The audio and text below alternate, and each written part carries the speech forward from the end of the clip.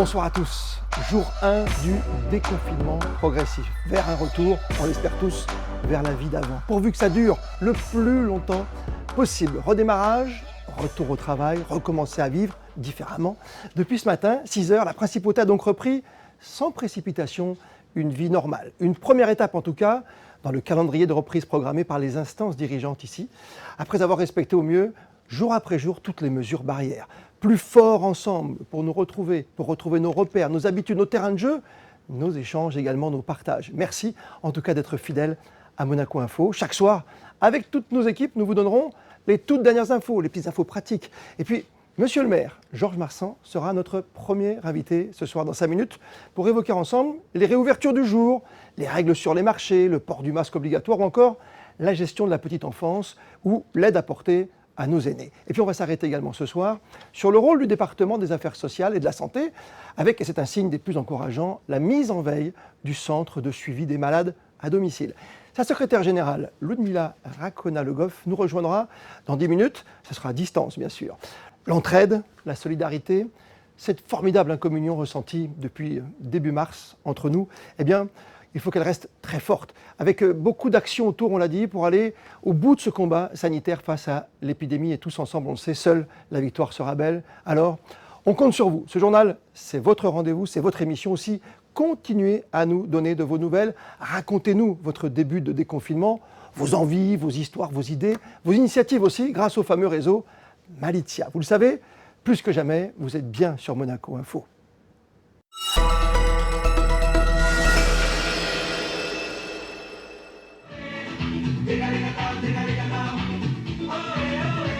Boulot, boulot masqué, ohé ohé. On court, on bosse, on sort toujours masqué.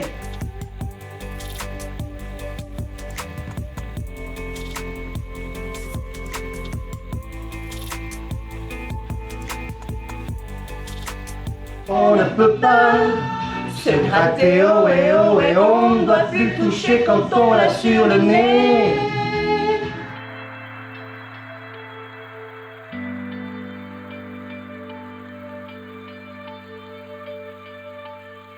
L'école, le bus, le train, toujours masqué.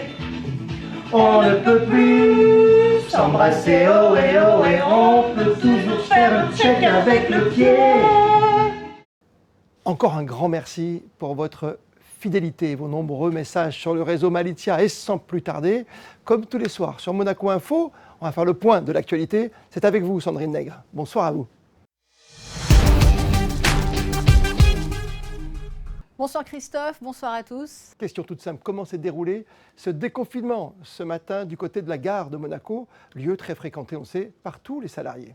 Oui, eh bien une chose est sûre, de larges mesures ont été mises en œuvre afin de respecter les gestes barrières et surtout cette distanciation sociale dont il est en question.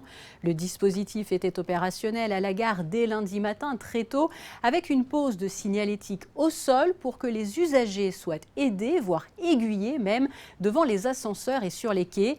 Affiches aussi un peu partout sur les baies vitrées et les murs, les maîtres mots étant « attendre », puis se déplacer et attendre à nouveau que la place devant soi se libère. Dans un instant, nous irons retrouver des usagers justement à la sortie de la gare, mais on va s'intéresser à ce qui s'est passé cette fois sur la route ce matin. Aux entrées de la Principauté, davantage de véhicules circulaient, comme par exemple sur la basse corniche vers Cap-d'Aille. Le ministre d'État Serge Tel, le ministre de l'Intérieur Patrice Célario et le directeur de la Sûreté publique Richard Marangoni se sont d'ailleurs rendus sur place et vous avez pu le constater, des contrôles ont été effectués par les forces de police. Et partons à Fontvieille alors à présent. Oui, car le quartier abrite le centre commercial composé de nombreuses enseignes. Un grand nombre de salariés avaient donc repris le chemin des commerces pour la réouverture lundi matin. Les conseillers de gouvernement ministres Didier Gamerdinger et Jean Castellini ont d'ailleurs suivi cette phase liée au déconfinement dans le quartier gagné sur la mer. On le sait, pas de Grand Prix de Monaco à la fin du mois, mais attention, un nouveau Grand Prix virtuel qui vous intéresse et qui a eu lieu ce week-end. Oui, nous suivons le monégasque Charles Leclerc avec beaucoup d'attention. Il était d'ailleurs notre invité il y a plusieurs jours sur Monaco Info. Eh bien, il a manqué la passe de 3 en Formule 1 virtuelle au Brésil car il a été dominé par Alexander Albon. Mais son frère Arthur a remporté les 2 courses virtuelles de F2. Et puis Sandrine, c'est notre premier jour de déconfinement à Monaco, tout comme pour nos voisins italiens d'ailleurs. Mais pour les Français, là aussi on sait, il faudra attendre encore un tout petit peu. Oui, déconfinement annoncé en France, fixé au lundi 11 mai. Les pendulaires avaient donc ce lundi matin avec eux des autorisations leur permettant d'expliquer leur situation professionnelle à Monaco, car des contrôles ont eu et auront lieu encore sur les routes françaises tout au long de la semaine à venir. L'Italie, elle, fait partie de la quinzaine de pays européens sortant progressivement du confinement. Les données peuvent varier quelque peu en fonction des régions, mais globalement, les Italiens peuvent se déplacer dans leur commune essentiellement pour des motifs de travail et de santé. La vente à emporter dans les bars et restaurants est également autorisée. Un peu plus lointain, phase de levée du confinement également en Espagne, au Portugal, en Allemagne ou encore en Autriche. Et une dernière petite information, Christophe, vous nous direz d'ailleurs si vous avez fait pareil. Bon nombre d'habitants en principauté ont avoué avoir pris plaisir à avancer l'heure de leur réveil pour être sûrs de vivre l'arrivée de cette 6e heure du matin, heure officielle de la levée du confinement sur le sol monégasque. Et avant de retrouver notre premier invité, Georges Marsan, en duplex de la mairie de Monaco, petit tour dans les rues de la Principauté, tout près de la gare, où ce matin, vous l'avez constaté, Vanessa Dessy, on avait à cœur de partager nos sensations sur un retour au travail progressif, sous un très beau soleil d'été presque. L'occasion en tout cas idéale pour un retour d'expérience et vers le futur. Disons que c'est une expérience spéciale, surtout quand on est seul chez soi. Donc c'est vrai qu'il y a peu de contact avec les autres. Mais bon, après, avec tout ce qui est nouvelles technologies, les réseaux sociaux, la visioconférence, même au niveau du travail, ça pose pas de problème en fait. On se sent quand même un peu, on sent de l'anxiété et on se sent un peu oppressé comme on ne peut pas se mouvoir un peu partout, donc on est un peu obligé de faire métro, boulot, dodo. Donc et à la longue, c'est un peu fastidieux et fatigant. Moi j'étais en télétravail, donc ça a un peu continué, mais c'est sûr que ça va pas être facile pour tout le monde. Je pense que la conjoncture actuelle va être compliquée pour plusieurs mois malheureusement. Compliqué au départ, mais bon, voilà, on sait que avant tout c'est pour notre santé, donc du coup on a tous joué le jeu. Et aujourd'hui, voilà, le résultat c'est qu'on nous permet de réouvrir nos salons. Donc dans certaines mesures de sécurité, bien sûr. Nous reprenons doucement jusqu'au 11 afin de bien suivre les règles jusque-là. Nous sommes en train de réorganiser la situation, de faire pour la reprise sanitaire, pour pouvoir accueillir tous les autres qui viennent à travailler avec nous. Et, je pense que de la prochaine semaine ou de la semaine aussi après, nous pourrons reprendre tout ensemble. Et comment vous êtes-vous organisé pour la garde de vos enfants? Là, c'est la maman qui s'en occupe, donc je veux dire, elle est toujours confinée à la maison. Et là, malheureusement, il ne reprendra pas l'école avant septembre, si bien que voilà, on s'organise comme ça en couple. Moi, particulièrement, je suis en famille. Donc du coup, quand je sors, ma sœur reste avec les enfants. Bon, si on doit sortir tous les deux, c'était pas possible. J'ai des neveux, des nièces. Les parents sont encore confinés puisqu'ils sont tous les deux dans la restauration et donc ça n'a pas repris. Donc, et ils ne font pas la reprise scolaire puisqu'ils ne font pas partie des âges, des classes d'âge qui reprennent. Donc l'année pour eux c'est terminé, on va dire. Il y a encore les cours à la maison, mais l'année est terminée, quoi. Donc ça va être un peu plus compliqué après quand les parents vont commencer à reprendre. Ça va être plus compliqué, ça va être la problématique, je pense. Monsieur le maire est avec nous sur Monaco Info dans ce journal. Bonsoir à vous, monsieur le maire. Georges Marsan, c'est un jour particulier, c'est le jour 1 du déconfinement, mais attention, étape 1, phase 1. Exactement, c'est une réouverture progressive des services communaux qui sont ouverts au public et toujours dans le respect des mesures sanitaires qui ont été dictées par le département des affaires sociales et de la santé. Une partie des services va rester fermée, d'autres vont réouvrir.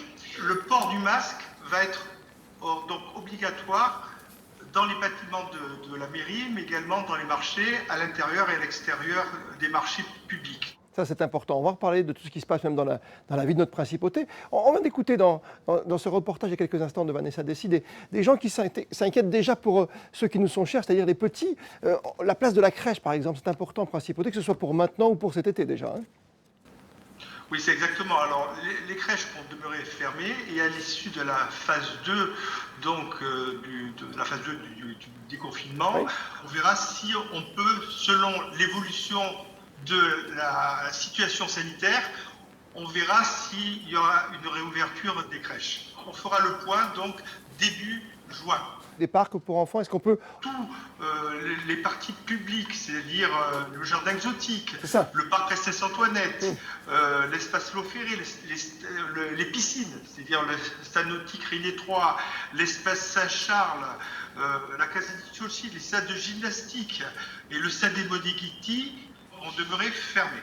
D'accord. Après, évidemment, il y a des services qui réouvrent aujourd'hui. C'est le service des seniors d'action sociale, avec les prestations du maintien à domicile, les 4 prestations. Elles vont continuer? Donc ce service, évidemment, va continuer.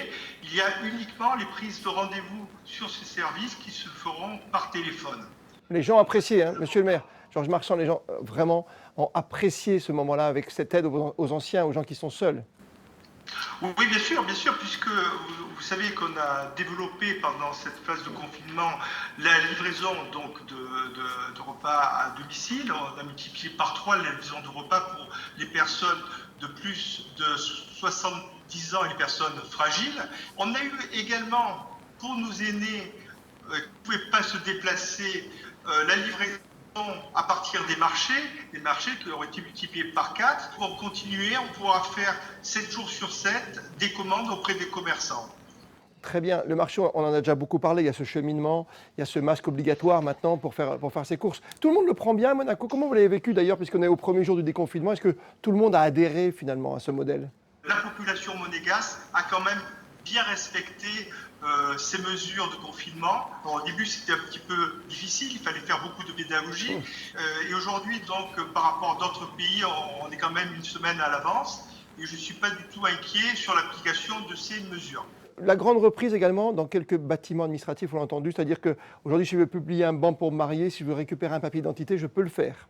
Le service de l'état civil et la nationalité qui a réouvert ce lundi, mais avec des conditions pour l'état civil, donc du lundi au vendredi de 8h30 à 16h, ça n'a pas changé, mais avec des créneaux horaires. Par exemple, pour les certificats de vie, vous savez que on est resté pendant 1 mois et demi sans pouvoir dédier ces certificats, ça sera le matin de 8h30 à 12h, et pour les autres documents, ça sera l'après-midi de 12h à 16h.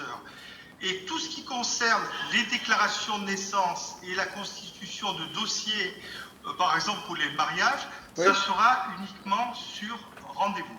Et pour la nationalité, ça sera ouvert comme avant de 9h à 16h, mais toujours évidemment sur rendez-vous. Bon, autrement, pour me garer, il faut que je fasse attention au niveau du stationnement. Je pense qu'aujourd'hui, ça recommence. Alors aujourd'hui, ça c'est la police municipale, puisque à nouveau aujourd'hui, il n'y a pas que le stationnement en surface qui redevient payant depuis aujourd'hui, mais également, et ça c'est important pour nos entreprises, c'est les emplacements de stationnement qui peuvent être à nouveau réservés au niveau de la police municipale. Bon courage pour cette phase. Je voulais rajouter, si c'est possible, très rapidement, puisqu'il y a des services administratifs qui demeurent fermés, ce sont la médiathèque, même s'il y a un lien pas via Internet, où il est encore possible. Mais ça va venir par palier, bien compris. L'Académie Régnier 3, donc nous avons, les préinscriptions seront possibles à partir du 25 mai et les inscriptions à partir du 3 juillet. Et enfin, l'école supérieure d'art plastique, aujourd'hui, nous avons fait des concours d'entrée qui ont été organisés par visioconférence. Très bien, c'est normal. Aujourd'hui, tout commence à fonctionner. Merci mille fois d'avoir pris du temps pour nous, Monsieur le maire, Georges Marchand encore, et puis bon déconfinement. Ça fait plaisir. Merci à vous, Monsieur le maire. Réouverture progressive des services publics, gestion de nos aînés et plaisir aussi de retrouver vos commerçants préférés. Alors en immersion pour Monaco Info, Alexandra Pani, où vous êtes rendu, tiens, dans un salon de coiffure en ce premier jour de déconfinement. Christophe, la reprise s'amorce ici rue de Millau. La rue s'anime progressivement depuis ce matin.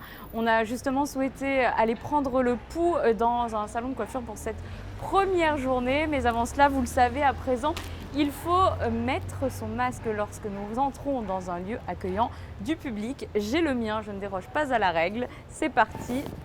Hop, il est bien fixé. Je me suis bien sûr désinfecté les mains avant de le mettre. On y va. Bonjour Christelle.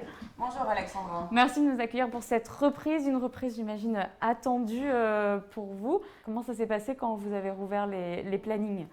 Eh ben, ça a été pris d'assaut, on est complet pour les 2 semaines qui arrivent. Bon, après on a par contre pas mal de réglementations à respecter. Alors de ce fait on perd un petit peu de place, puisqu'on doit laisser 1 mètre de distance entre chaque cliente. Donc ça nous fait perdre une place en coiffure et une place aux ongles.